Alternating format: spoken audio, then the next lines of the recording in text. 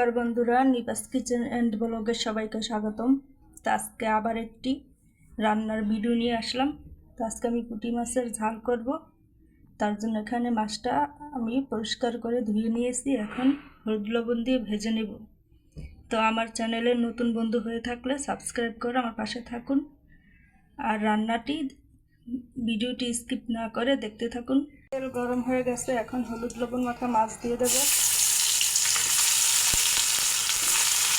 এগুলো একদম দেশি পুঁটি, মাছগুলো খেতে ভীষণ দারুণ লাগে। এই যে দেখুন, পুঁটি মাছ ভাজা হয়ে গেছে, এখন উঠিয়ে নেব। আমি আরেকটু তেল দিয়ে দিলাম, 2টা আলু ভাপিয়ে নিয়েছি দিয়ে দেব।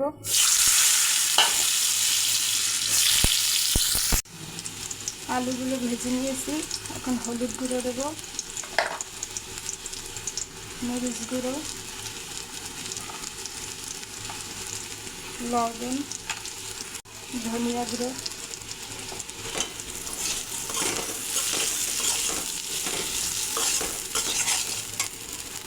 কেটে রাখা টমেটো,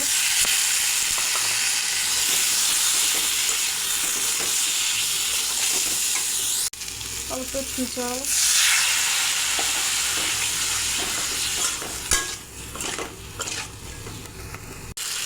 টমেটো আলু কষানো হয়ে গেছে, এখন ঝোল দিয়ে দেবো।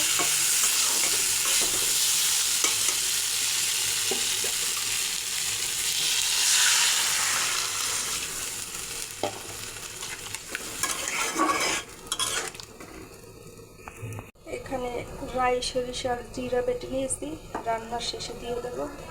তো ঝোলটা ফুটে গেছে, আমি এখন মাছ না দিয়ে মাছের মধ্যে এই ঝোলটা ঢেলে দেবো। এখন ফোড়ন করে নিব, দিয়ে দেবো তেল,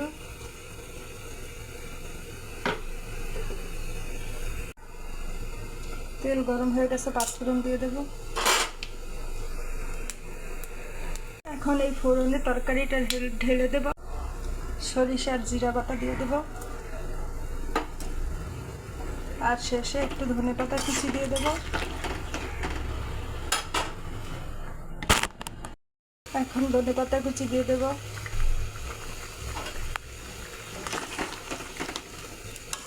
রান্নাটা কেমন হলো অবশ্যই কমেন্ট করে জানাবেন।